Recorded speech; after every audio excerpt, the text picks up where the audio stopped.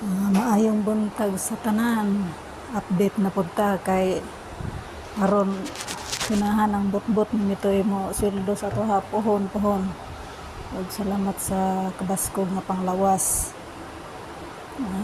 Wa tay mga sakit. Mao ni akong hugason. Kuan ko ini tubig para ini iton kay Biyernes karon magluto ko og 20 kahiwa nga karne sa kanin ug naay 4 kahiwa nga manok. Kaya di ako padinggi kuan gipabukalan abon ako ng tubig hugasan usa pa na ikuan ng gisahon din para sa pamahal sa kong amo. Kaya kanang jiris pod ko no. Dahil na prepare na init na nang para sa kuan lutuan ana. Aning musabib man ni dire. Hot cake man gani sa tuwa. Unya maura to importante naka-update nita kay